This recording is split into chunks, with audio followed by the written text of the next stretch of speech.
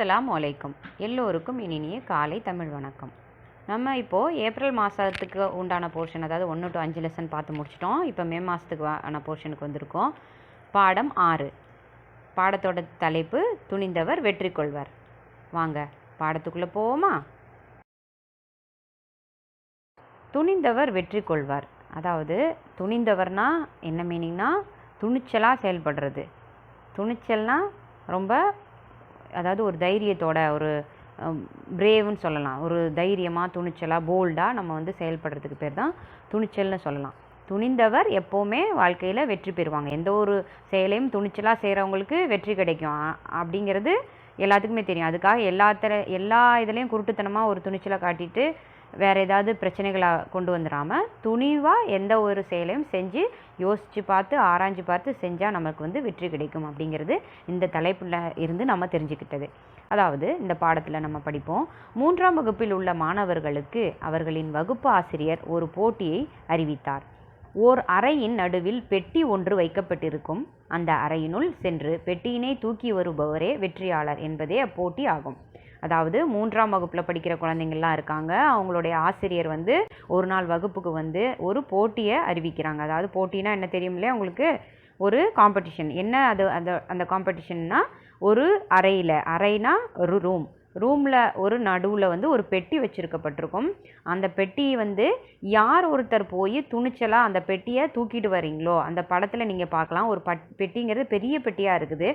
யாராவது ஒருத்தர் போய் துணிச்சலாக தூக்கிட்டு வரீங்களோ அவங்க தான் வெற்றி பெற்றவங்க அப்படின்னு சொல்லிட்டு ஆசிரியர் அறிவிக்கிறார். கண்டிப்பாக அந்த பெட்டி நம்மளால் முடியும். அந்த குழந்தைங்களுக்கு என்ன முடியுமோ அதுக்கானதை தான் அவங்க வச்சுருப்பாங்கன்னு தெரியும். அதை அடுத்தது என்ன பண்ணுறாங்கன்னு பார்ப்போம். அனைத்து மாணவர்களும் ஆவலுடன் பெட்டியை வைக்கப்பட்டிருந்த அறையினுள் சென்றனர். அறையின் நடுவில் வைக்கப்பட்டிருந்த பெட்டி உருவ அளவில் பெரிதாக இருந்தது. அதனை கண்டவுடன் மாணவர்கள் பலர் தங்களால் பெட்டியினை தூக்க இயலாது என போட்டியிலிருந்து விலகிவிட்டனர். இயலாதுன்னா மீனிங் என்னன்னா முடியாது. அதாவது போட்டி அறிவித்தோடனே என்ன பண்ணாங்க, எல்லாருமே ரொம்ப ஆவல்னா ரொம்ப விருப்பத்தோட, இன்ட்ரெஸ்டோட போய் என்ன போட்டி என்ன வச்சுருக்காங்க அப்படின்னு போய் பார்க்க போனாங்க. ஆனால் அதை உருவ அளவில், அதாவது அந்த பெட்டி ரொம்ப பெரிய சைஸில் இருந்ததுனால அதை பார்த்தோன்னே எல்லாருமே அப்படி நின்றுட்டாங்க. அந்த இடத்துல நின்றுட்டாங்க. என்னென்னா, ஐயோ நம்மளால் இந்த பெட்டியை தூக்க முடியாது அப்படின்னு சொல்லிட்டு அப்படியே நிறைய பேர் அதுலேருந்து அப்படியே போட்டியிலேருந்து நான் விளைவிக்கிறேன்னு நான் இதிலேருந்து விட்ரா பண்ணிக்கிறேன் அப்படின்னு சொல்லிட்டு போயிட்டாங்க. இன்னும் கொஞ்சம் பேர் என்ன பண்ணினாங்க, தங்களால் பெட்டியை தூக்க இயலவில்லை என்றால் மற்றவர்கள் சிரிப்பார்களே என்று நினைத்து போட்டியில் கலந்து கொள்ளாமல் திரும்பிவிட்டனர். இன்னும் பாதி பேர் என்ன பண்ணாங்க, கொஞ்சம் பேர் நம்ம கிட்ட போயிட்டு தூக்கி பார்த்துட்டு தூக்க முடியல அப்படின்னு சொல்லிட்டா என்ன பண்ணுவாங்க, மற்றவங்கெல்லாம் சிரிப்பாங்களே அப்படின்னு சொல்லிட்டு என்ன பண்ணாங்க, சில பேர் அந்த போட்டியிலேருந்து விலகிட்டாங்க. கவியரசி என்ற மாணவி மட்டும் முயற்சி செய்து பார்ப்போமே என்று எண்ணி பெட்டியினை நகர்த்திய போது பெட்டி எளிதாக நகர்ந்தது. உடனே அம்மாணவியை பெட்டியினை எளிதாக தூக்கினாள். அதாவது அது வகுப்பில் இருந்த ஒரே ஒரு மாணவி, அவள் பேர் கவியரசி. அவள் மட்டும் என்ன பண்ணா, எல்லாரும் தயங்கி நின்னதை பார்த்து கூட அவள் கொஞ்சம் கூட தளராமல் கிட்ட போய் நம்ம செஞ்சு முயற்சி பண்ணி பார்ப்போம் அப்படின்னு சொல்லிட்டு என்ன பண்ணா, அந்த முயற்சியோட போய் அந்த பெட்டியை தூக்கி பார்த்தா நகர்த்தி பார்த்தா, முதல்ல அதை மூவ் பண்ணி பார்த்தா அது நகர்ந்தது. அதுக்கப்புறம் அவள் ரொம்ப ஈஸியாக தூக்கிட்டா. அவள் நினச்ச மாதிரியே இல்லை, ரொம்ப எளிமையாக அவள் தூக்கிட்டா.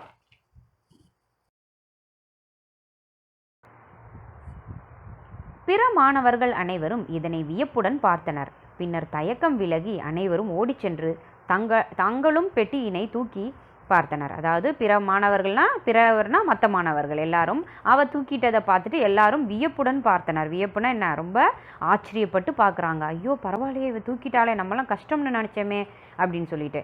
பின்னர் தயக்கம் விலகி அனைவரும் ஓடி சென்று தாங்களும் பெட்டியினை தூக்கி பார்த்தனர். அவங்களும் போய் பெட்டியை தூக்கி பார்க்குறாங்க. பெட்டி தூக்குவதற்கு சுலபமாக இருந்தது. சுலபம்னா என்னது, ரொம்ப ஈஸியாக இருந்தது. அப்போது எல்லாருமே தூக்க முடிஞ்சு. அடடா அநியாயமாக போட்டியை விட்டுட்டோமேன்னு அப்போ தான் அவங்க கவலைப்படுவாங்க இல்லையா? மாணவிகள் ஆசிரியரிடம் சென்று பெட்டி பெரியதாக இருந்ததால் தாங்கள் முயற்சி செய்யவில்லை என்றனர். அதற்கு ஆசிரியரும் அது காகிதத்தால் செய்த பெட்டி என்று மாணவர்களிடம் விளக்கினார். அப்போது என்ன பண்ணாங்க, ஐயோ நம்ம ஏமாந்து போயிட்டோமே அப்படின்னு சொல்லிட்டு எல்லாத்துக்கும் ஒரு முகத்தில் ஒரு அசடு வெளியிற முகத்தோடு போய் ஆசிரியர்கிட்ட போய் கேட்குறாங்க. அப்போ ஆசிரியர் என்ன சொன்னாங்க, யாருமே நீங்கள் முயற்சி செய்யலை, அது வெறும் பேப்பரால் செஞ்ச பெட்டி தான். நீங்கள் வந்து முயற்சியே பண்ணலாதனால உங்களுக்கு வெற்றி கிடைக்கல. மேலும் ஒரு செயலில் இறங்குவதற்கு முன் சிந்திக்க வேண்டும், ஆனால் முயற்சி செய்யாமல் இருக்கக்கூடாது. நம்மால் முடியும் என்று நம்ப வேண்டும் என அறிவுறுத்தினார். இது எதுக்காக இந்த ஒரு போட்டியை வச்சாங்கங்கிறது நம்மளுக்கு இப்போ புரிஞ்சிச்சு இல்லையா? அதாவது எந்த ஒரு செயலையும் செய்யறதுக்கு முன்னாடி நம்ம சிந்திச்சு செய்யணும். செஞ்சதுக்கப்புறம் அதாவது அந்த செயலில் இறங்கினதுக்கப்புறம் யோசிக்கவே கூடாது. அது இறங்குறதுக்கு முன்னாடி நீ ஒரு தடவை இல்லை பல தடவை யோசிச்சுக்கலாம். ஆனால் இறங்கினதுக்கப்புறம் ஒரு முடிவு எடுத்துட்டா அதுக்கப்புறம் அதில் நம்ம கஷ்டம்னாலும் பல தடைகள் வந்தாலும் அதை தூக்கி எறிஞ்சிட்டு நம்ம போய் அதை செஞ்சு சாதிச்சு காட்டணும். அதுக்காக தான் இந்த கதை கொடுத்துருக்கு. நீங்கள் எல்லோரும் தயக்கம் காட்டியதால் வெற்றி பெறவில்லை. தன்னால் முடியும் என்று நம்பி கவியரசி முயன்றதால் வெற்றி பெற்றாள். எனவே அன்பு குழந்தைகளே, தோல்வியின் அடையாளம் தயக்கம், வெற்றியின் அடையாளம் முயற்சி. அதாவது ஆசிரியர் வந்து அறிவுரை சொன்னாங்க. என்னன்னா, தோல்வியின் அடையாளம் தயக்கம். அதாவது நீ தயங்கி எல்லா காரியத்திலையும் இருந்தீங்கன்னா என்றைக்குமே வெற்றி கிடைக்காது. அதாவது தயங்கினீங்கன்னா இந்த செயலில் இறங்கவே இல்லைன்னு அர்த்தம். வெற்றியின் அடையாளம் முயற்சி. முயற்சி பண்ணினா வெற்றி கிடைக்கும். ஒரு தடவை தோல்வி கிடைச்சாலும் அடுத்த முறை நீ திரும்ப முயற்சி பண்ணும்போது கண்டிப்பாக ஒரு தடவை இல்லாட்டி அடுத்த தடவை வெற்றி கிடைக்கும். துணிந்தவர் தோற்பதில்லை, தயங்கியவர் வென்றதில்லை. தயக்கம் இருந்தீன்னா நீ வெற்றி பெற முடியாது, துணிச்சல் இருந்ததுன்னா நீ கட்டாயம் வெற்றி பெறுவாய். அப்படிங்கிறது தான் இந்த கதையினுடைய நீதி. நாம் விதைக்கும் விதைகளில் முயற்சியுடன் மண்ணை பிளந்து கொண்டு வருபவையே செடிகளாகின்றன. தயங்கி நிற்பவை தங்கி விடுகின்றன. அதுபோல கவியரசி தயங்காமல் துணிச்சலாக செயல்பட்டதால் வெற்றி பெற்றாள் என ஆசிரியர் கூறினார். அதாவது நாம் விதைக்கும் விதைகளில் நம்ம செடி வந்து ஒரு விதை ஒன்று போடுறோம், செடி முளைக்கிறதுக்காக மண்ணுக்குள்ளே தோண்டிட்டு போடுறோம். ஆனால் எல்லா விதைகளும் வந்து முளைச்சி வெளியில் செடியாக வந்துடுறதில்ல. முயற்சியோட மண்ணை முட்டி மோதி முளைச்சி வர்றது தான் செடியாக ஆகுது. மரமாகி நமக்கு காய்கனிகள் தருது. ஆனால் தயங்கி நிற்கிற விதைகள் வந்து முளைக்கிறதே கிடையாது. அதுபோல கவியரசி தயங்காமல் துணிச்சலாக வந்தால் அவளுக்கு வெற்றி கிடைச்சிது என ஆசிரியர் கூறினார். கவியரசிக்கு பாராட்டுகளும் பரிசுகளும் வழங்கினார். கவியரசியும் மகிழ்ச்சி அடைந்தாள். முயற்சியுடையார் இகழ்ச்சி அடையார். முயற்சி செய்கிறவங்க யாருக்குமே தோல்விங்கிறதே கிடையாது. இகழ்ச்சினா என்ன? நம்மளுக்கு வந்து எந்த ஒரு வெற்றி தான் கிடைக்கும். நமக்கு தோல்வியோ அதுக்கு உண்டான இகழ்ச்சினா அது பெருமையான விஷயம்தான் நமக்கு கிடைக்குமே தவிர அதுக்கு எதுவுமே கிடைக்காது நமக்கு. அதுதான் இந்த பாடத்தோட கதை. சரியா?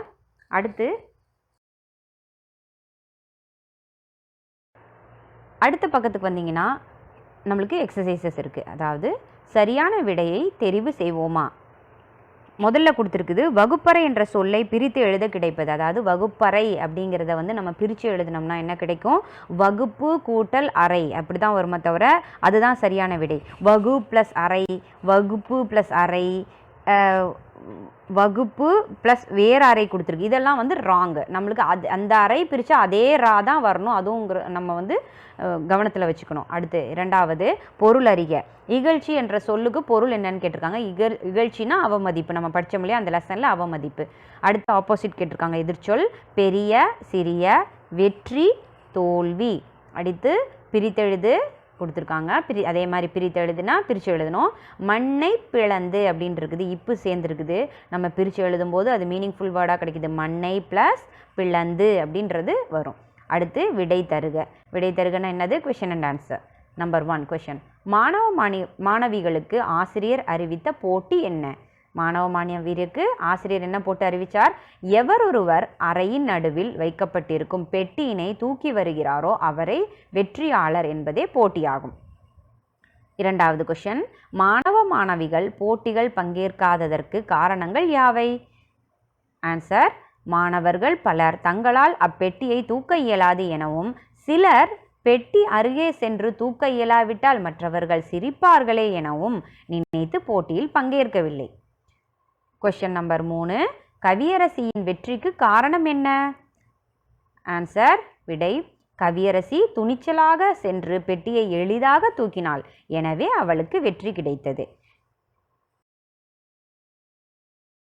அடுத்த பக்கத்துக்கு வந்தீங்கன்னா பாடப்பொருளை வரிசைப்படுத்துவோமா, அதாவது அரேஞ்ச் பண்ண சொல்லியிருக்காங்க. நம்ம இங்கிலீஷில் ஹிந்தியிலலாம் படிக்கிறோம் இல்லையா, அதை மாதிரி அரேஞ்ச் பண்ண சொல்லியிருக்காங்க. இந்த இந்த பாடத்தில் நம்ம படித்ததில் திரும்ப திரும்ப படித்து பார்க்கணும். உடனே உங்களுக்கு படிச்சுட்டா ஆன்சர் கண்டுபிடிச்சிட முடியாது. திரும்ப திரும்ப படித்து பார்க்கணும். பல முறை படித்து பார்த்தா தான் உங்களுக்கு இது நம்ம இந்த பாடத்தில் எத்தனாவது சென்டென்ஸாக இது வந்தது அப்படின்னு சொல்லிட்டு நம்ம அரேஞ்ச் பண்ணணும். அதாவது ஜம்பிளாக இருக்குது இது, அதை வந்து நம்ம அரேஞ்ச் பண்ணணும், சரியாக நம்ம எழுதணும். அப்போது முதல்ல கொடுத்துருக்கிறது இவ்வளவு பெரிய பெட்டியினை நம்மால் தூக்க இயலாது என்றனர் சிலர் அப்படின்னு இருக்கு. அடுத்து ஆசிரியரும் மாணவரும் கவியரசியை பாராட்டினார், அது 2வது இருக்குது. தம்மால் முடியும் என்று முயன்றதால் கவியரசி வெற்றி பெற்றால், இது வந்து கடைசியாக வர்றது. அடுத்து ஆசிரியர் ஒரு போட்டியினை அறிவித்தார், அறையின் நடுவே ஒரு பெட்டி இருந்தது. இதை வந்து நம்ம அரேஞ்ச் பண்ணி எழுதுகிறோம். இப்போ ஃபஸ்ட்டு ஆசிரியர் ஒரு போட்டியினை அறிவித்தார், அதுதான் முதலாவதாக வரும். 2வது அறையின் நடுவே ஒரு பெட்டி இருந்தது, அதுதான் 2வது. 3வது இவ்வளவு பெரிய பெட்டியினை நம்மால் தூக்க இயலாது என்றனர் சிலர். 4வது தம்மால் முடியும் என்று முயன்றதால் கவியரசி வெற்றி பெற்றாள். 5வது ஆசிரியரும் மாணவரும் கவியரசியை பாராட்டினர், இது 5வது. இப்படி நம்ம அரேஞ்ச் பண்ணி கரெக்டாக ஆர்டரில் எழுதணும். அடுத்த எக்ஸசைஸு, பழத்திற்குள் உள்ள எழுத்துக்களை கொண்டு சொற்களை உருவாக்கலாமா, அதாவது ஒரு பழத்தில் நிறைய லெட்டர்ஸ் கொடுத்துருக்காங்க, அதை வச்சு நம்மளால் முடிஞ்ச அளவு வேர்ட்ஸை வந்து மேக் பண்ணணும். அதில் ஒன்று உங்களுக்காகவே செஞ்சுருக்காங்க. நம்பர் 1 வந்து ஆசிரியர்னு அவங்களே போட்டிருக்காங்க, எக்ஸாம்பிளாக கொடுத்துருக்கு பாருங்கள் டெக்ஸ்ட் புக்கில். 2வதுலேருந்து நம்மளாக யோசித்து நம்ம செய்யணும். அதில் நம்ம கண்டுபிடிச்சது நான் எழுதியிருக்கேன், உங்களுக்கு இதை தவிர வேறு வேர்ட்ஸ் தெரிஞ்சாலும் நீங்கள் வந்து எழுதலாம். 2வது பெயர், சிரி, போர், பெட்டி, ஆட்சி, அரிசி, போட்டி, பெரிய. எதிர்ச்சொல், இப்போது அதே இதில் அடுத்த பக்கத்தில் எதிர்ச்சொல் இருக்குது, அதாவது பூட்டு சாவியில் வந்து கொஞ்சம் கொடுத்து இது பண்ணுற மாதிரி. அதுக்கு ஆன்சர் சொல்கிறேன். சிலர், பலர். சிலருக்கு ஆப்போசிட் பலர். முடியாதுக்கு எதிர்ச்சொல் வந்து முடியும். கடினமாக, கடினமாகக்கு ஆப்போசிட் என்னது, எளிதாக. அதாவது கடினமாகனா ரொம்ப கஷ்டமாக இருக்கிறது, ஹார்டாக இருக்கிறது. எளிதாகனா ரொம்ப ஈஸியாக இருக்கிறது. பொய், பொய்னா ஆப்போசிட் வந்து உண்மை. உண்மைனா ட்ரூத்து, பொய்னா ஃபால்ஸ். அடுத்து 5வது விலகினர். விலகினர்னா அந்த ஏதாவது ஒரு போட்டியை விட்டு விலகிட்டாங்க. சேர்ந்தனர், அதுக்கு போட்டியில் இன்னும் சேர்றாங்க, அதுக்கு ஆப்போசிட் வேர்டு. இது இவ்வளோத்தையும் எழுதிட்டிங்கன்னா உங்களுக்கு இந்த லெசன் முடிஞ்சுது. ஓகே, நன்றி, வணக்கம்.